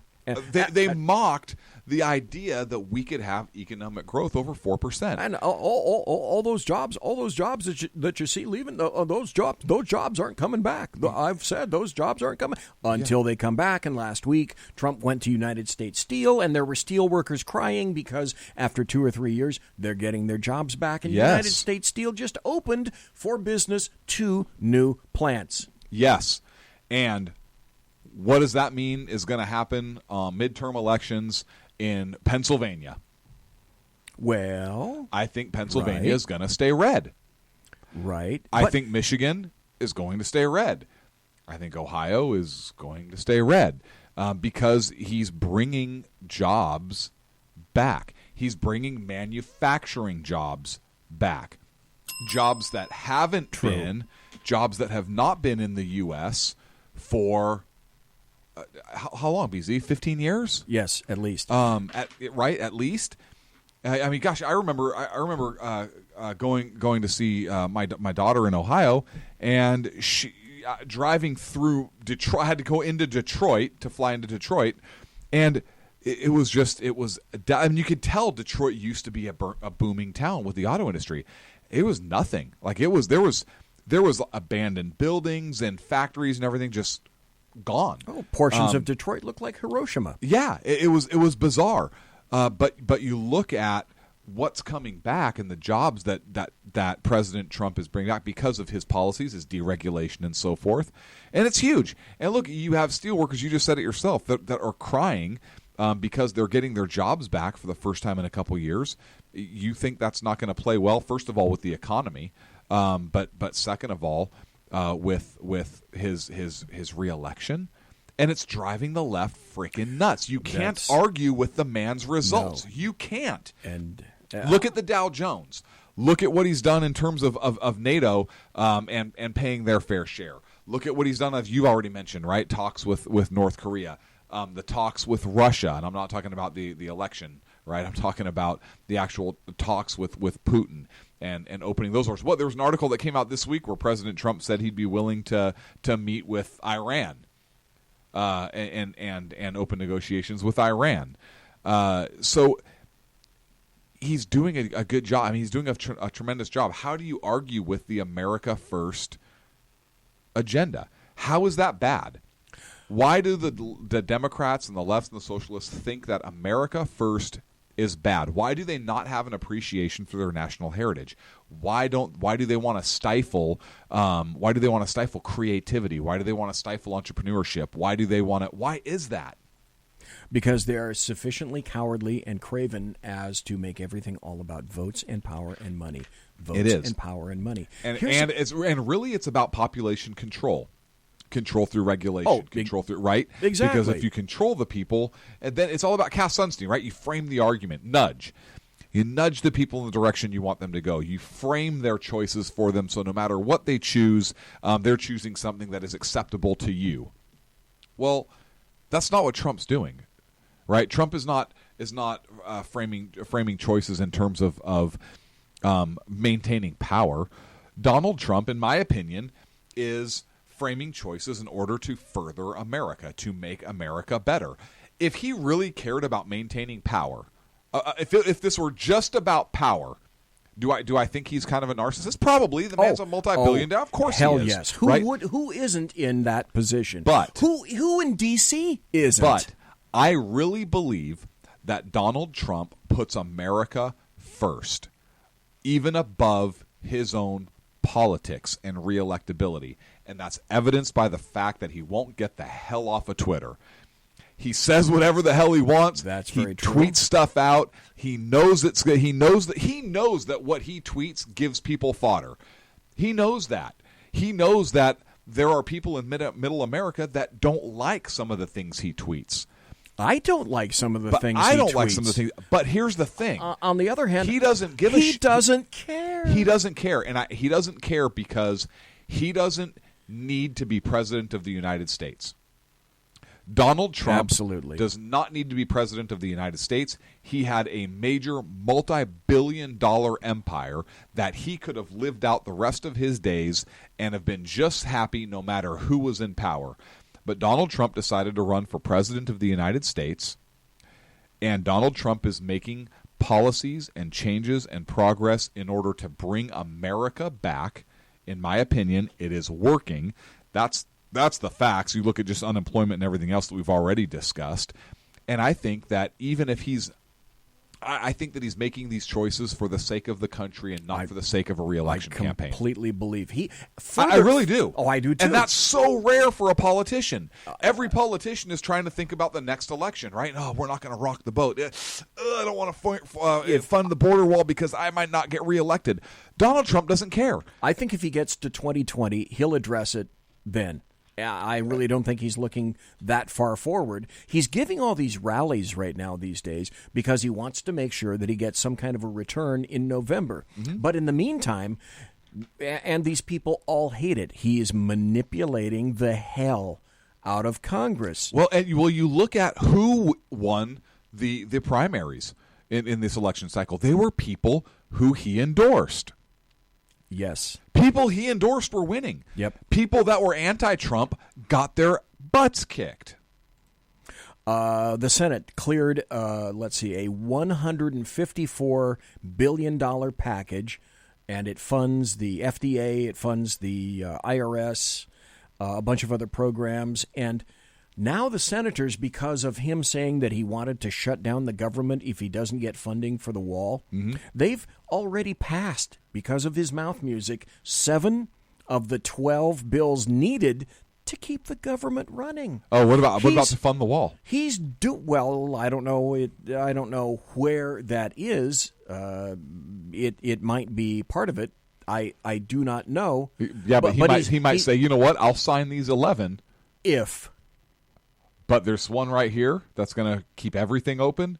I'm not signing this one right here just yet. You need to put something else in there. Well, and do you remember what he said about being thrust about the last bill that he didn't care for the budget being shoved onto his desk? He said essentially, I'll sign this now, but don't you bring me any more bills like this because I won't be signing them. Yeah. So that brings into question, what are they going to take to his desk? What will he sign? What will he not sign? Yep. I do want to get this story in because I really want to get your take on this. I have my opinion. Okay. But I want to get yours. A federal judge ruled, Eamon Ferris. He's a guy, 49 years old. He was sentenced in 2003 for aiding and abetting Al-Qaeda. His role, he supposedly was scoping out the New York Bridge as a part of a plot to cut the cables down on that structure. Holy crap. And bring it down. He met with Osama bin Laden in Afghanistan. He worked with Khalid Sheikh Mohammed, who was the 9/11 mastermind. Right, KSM. He is set to be released on December 23rd, 2020. Okay, so he's going to be released out into the population. Court filing last year in U.S. District Court argued that this individual lied on his immigration papers to become a U.S. citizen, that he actually was not, obviously, supporting the United States Constitution or any of that other stuff, and that he demonstrated his terrorist affiliations, demonstrated a lack of commitment to the Constitution. This individual was born in Pakistan. He became a United States citizen in 1999. He was a truck driver, married an American woman, and so forth. Bye-bye. What are you waving at? I'm saying to him, bye-bye. Well, Judge Stacey Yanel, I don't know what her name is. I don't know how to pronounce it. Yanle. That's anal, right? The Y may be silent. Right. I don't know, but the Y may be silent. But this federal judge, Stacey Yanel, ruled this month in favor of Ferris, saying that there was not enough evidence to prove any misrepresentation on the part of his immigration status and allowed him to keep his United States citizenship. She essentially said that citizenship is too precious to be able just to strip it away for whatever reason. Terrorism. Terrorism, it's overrated. Come on. Terrorism, that's not enough. Yeah. So her order, quote, American citizenship is precious. I'll agree with that. Completely. And the government carries a heavy burden of proof when attempting to divest a naturalized citizen of her or of his or her citizenship. I will concur that the American government carries a heavy burden if they are trying to divest somebody of their citizenship. I am totally okay with that.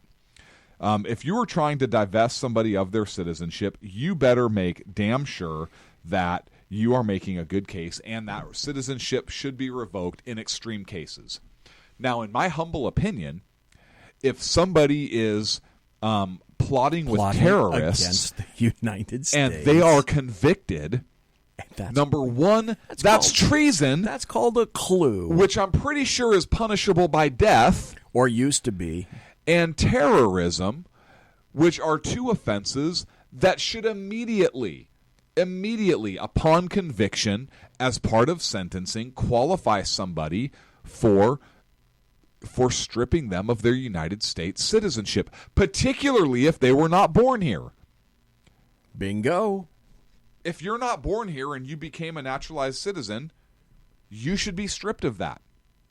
If you were born here, that becomes a little bit tougher an issue, I think. Do I still believe somebody should be stripped of their citizenship, even if they were born here and they're convicted of one of those things? Absolutely, I do. Absolutely, I do. I see what you did there. You see what I did? But then the problem becomes, well, okay, nobody claims them, so where do they go? Who fucking cares? Yeah. Well, I know. Not here. He should go someplace that begins with a P. Yeah, go anywhere. Well, this individual should go someplace that begins with a H, I think. Well, yes. But in all practicality, maybe a country that begins with P. Right. But if a U.S. citizen did something like that, like the U.S. citizen who was overseas, strip them of their citizenship. Yeah, the American Taliban guy was a perfect example. I can't think of his name now, but I can't either. He was called the American Taliban. So I wanted to kind of get your opinion on that, and I think you and I are of the same opinion. We most definitely are. Anal? I don't know. Is the Y silent? That's a legitimate question. I do not know. So her ruling was he's got to go, or he doesn't have to go. No, her ruling was no. He maintains his United States citizenship. Okay, so in 2020, when he gates out, is she okay? She's not an appellate judge then. No. Okay. District. Okay. U.S. District. Okay, so the government could appeal. Here's another big plus. Yes, the government can appeal. And what the American media maggots are playing down is the fact that more than any other any other president in recent history, Trump has had the wherewithal to make more federal judge appointments than almost any other prior president. The openings are there, and he's making them, and the Senate is passing them. So you and I both talked about the critical importance of SCOTUS. But you pointed out a couple of weeks ago that, in your opinion, it's equally critical to have good appointments in the appellate courts as well. Because if you take care of it at the appellate level, it doesn't even need to reach SCOTUS. Yep, which is good and bad, right? Because if it reaches SCOTUS and SCOTUS is conservative-leaning and they rule what, in our opinion, is the proper way, then it's a done deal, right? It's settled. But if they're appellate and it's not reaching SCOTUS, well, maybe then another court will have to take the issue up down the line. Well, to me, it would seem as though SCOTUS to me is more important. This is... Yeah, but if you can have the right people, more proper thinking people, I would agree, who are completely in keeping with the upholding of the Constitution and the Bill of Rights, which is what they should be doing in the first damn place. We just need them everywhere. Then, yeah, that's absolutely true. We just need them everywhere. We got about 5 more minutes left. Here's the last story of the night that we made reference to earlier, and you made reference to it as well. Recently, Mediaite came out with this information. Barack Hussein Obama makes recommendations as to who it is that he supports in the upcoming midterms right here. Yes. And Mediaite made this particularly salient observation that he came out of they quantified it as he came out of hiding to endorse an array of Democrat candidates in the midterms. So there are 81 candidates that he came up with a list on. Let's see, what was today? As a matter of fact, yesterday, if you happen to be on the East Coast, in elections like governor and state senate, etc. So 81 people that he recommends. Who didn't he recommend? He did not recommend the Democratic Socialist out of New York. And to me, we know that he certainly has to be aware of her because, because she unseated like the number 2 Democrat in New York, the number 1 Democrat in the entire state of New York. And that's why I don't think she got his his backing. And so is this hesitancy on the part of Obama to go full in? No, it's calculated for Democrat socialism. Nope. I think he's a Marxist. I think there's enough evidence there to support my belief that he's a Marxist. I believe that he is completely on board with her ideology. Okay. I believe the reason he didn't endorse her is because the other guy was the number 2 Democrat in the House and number 1 in the state of New York, and they probably played a lot of golf together. There's still a lot of power there. And you're saying he pissed her off. She pissed him off. And she pissed him off. Yep, by challenging him. And I don't think that he endorsed her for those reasons. Because he probably said, "Hey, Barack, remember all those times I did X, Y, or Z? Don't endorse her, and if she loses, then I can run again next time, and everything will be right with the world." The guy's name was Joe Crowley. I remember that now. So you think it's a matter of politics. I do. But it's not a matter of philosophy. I do, absolutely. So I believe it's 100% politics. So you think what you're saying is he doesn't mind slapping her now, but in the future, all may be forgiven. Correct. Yep, absolutely. Okay. All right. That's, quite frankly, that's a hell of a statement to make. You disagree with it? No. I don't disagree with it at all. It's brilliant analysis, BZ. I wasn't quite sure. He kind of went sideways there for a moment. You've kind of convinced me. I was thinking that he wasn't yet quite ready to go full into Democrat socialism. Oh, he doesn't give a shit. He's got no other elections to win. And so you think that the gloves are off, and this is just a little payback for screwing with one of his buddies. Yep. And that with perhaps the passage of a little time. Yep. Absolutely. Hey, politically, I can't do this right now. He may have even called her. Hey, politically, I cannot support you right now. But you win this election and you do good things. I support what you're doing. I'm not going to say that publicly right now, and we'll see what happens down the road. And then he saves face with his buddy too. Hey, I didn't support her. You and I, we chewed a lot of the same dirt together. I didn't support her in the race. Going forward, if you can't win next time up, I'm going to have to blah, blah, blah, or whatever if she loses. Let me 100% politics. Let me throw this final thought out. Yeah. Would it possibly be because she's about as intelligent as your average houseplant? I don't. I think it's all about ideology. I really do. And I'm not convinced yet. Yeah, that's okay.